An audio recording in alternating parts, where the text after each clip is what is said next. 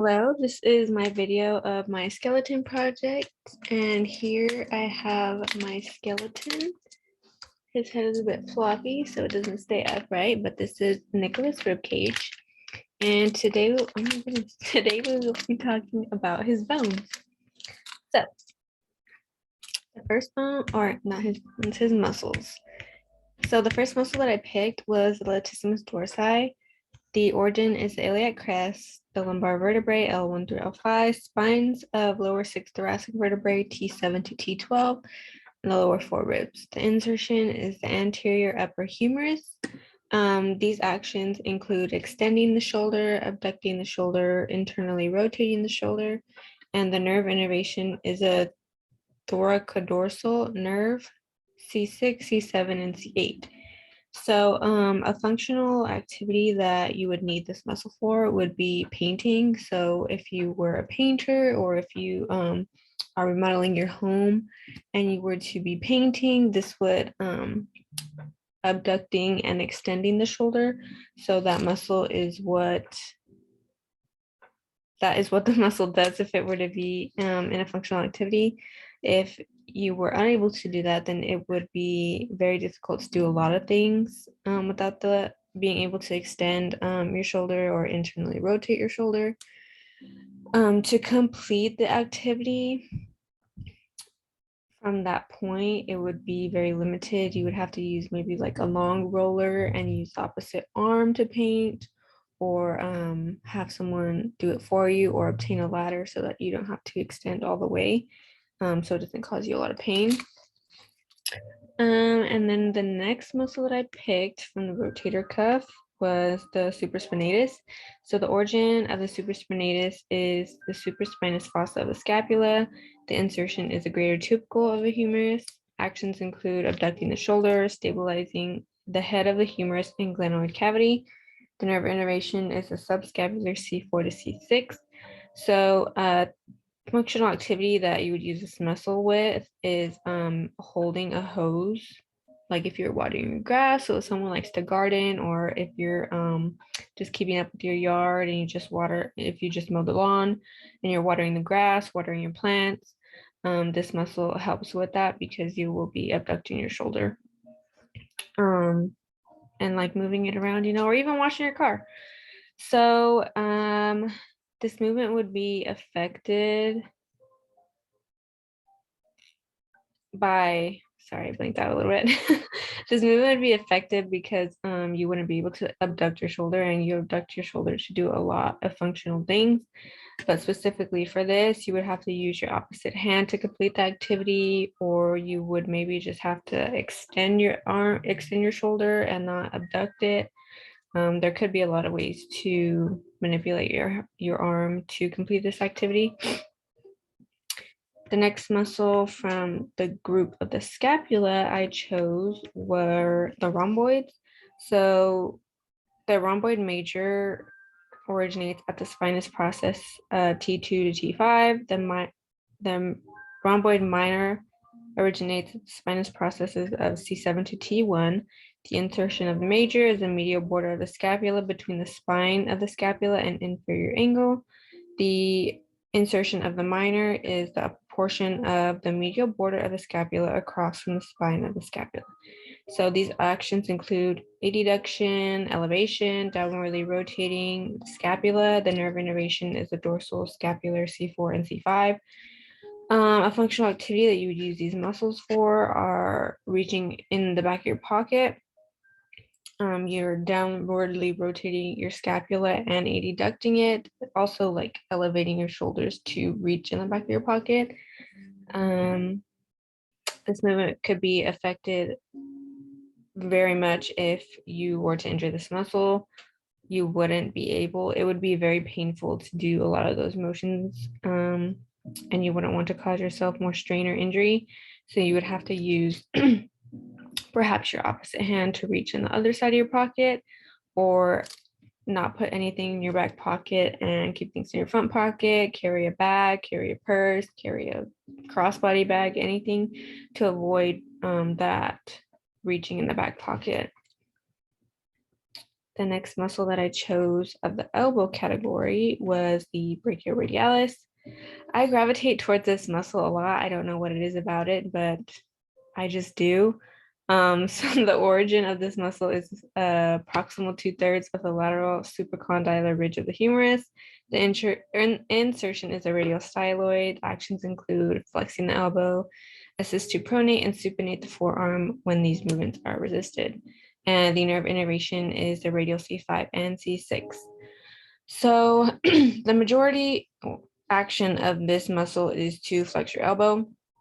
So functional activity that could be used with this is drinking from a mug, flexing your elbow. All you coffee drinkers, drink out of a mug, drinking out of anything really.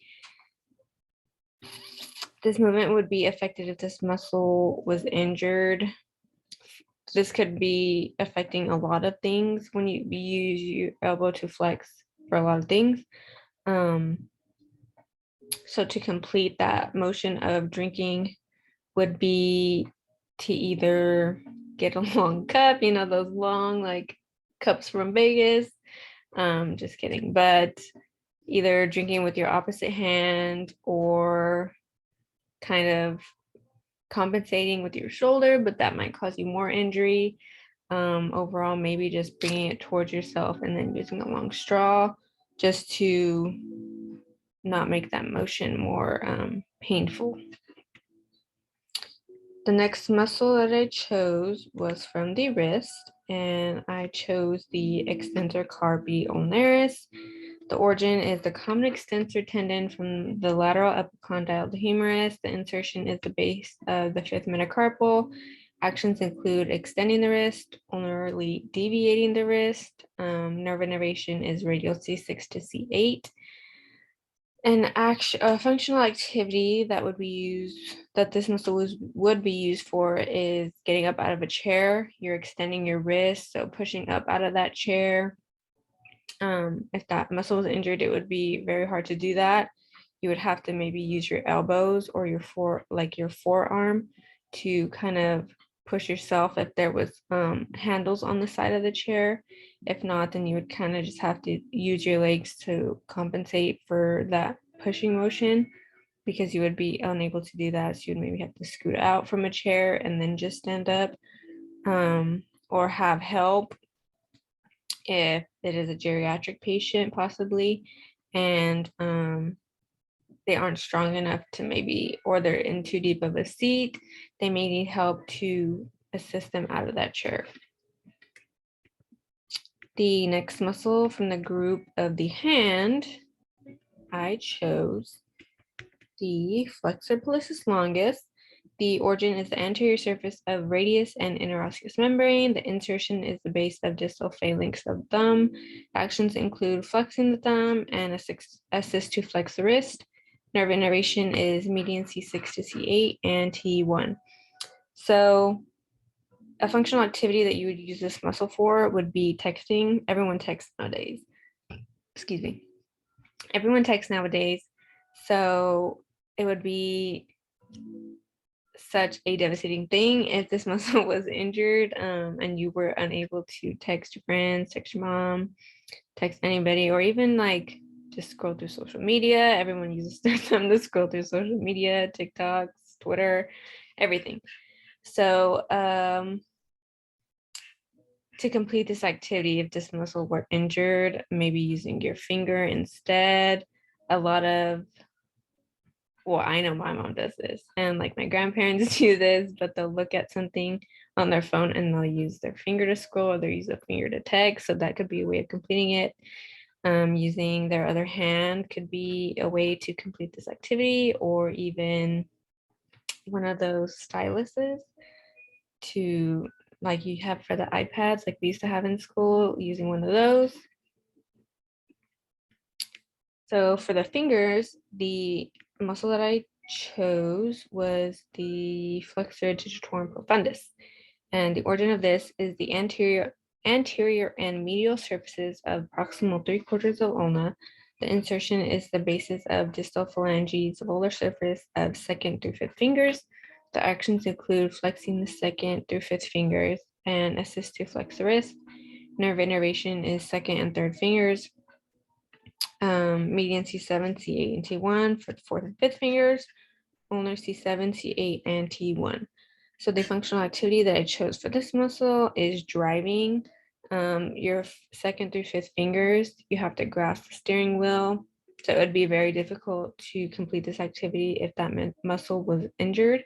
You would have to either use your opposite hand or have someone drive you around, because it would be kind of hard to just, sometimes when you steer the wheel, you go like that, but it would be very difficult and probably very unsafe to steer with your fingers extended. So either having someone drive you around or driving with your opposite hand could be an alternative. So for the last group of the trunk, the muscle that I chose was the external abdominal obliques. The origin is the external surfaces of 5th to 12th ribs. The insertion is the anterior part of the iliac crest, rectus sheath to linea alba. The actions include laterally flex vertebral column to the same side, rotate vertebral column to the opposite side, bilaterally flex the vertebral column, compress the abdominal contents, and the nerve innervation is ventral rami of T5 to T12. The functional activity that I chose for this muscle was getting up and out of bed.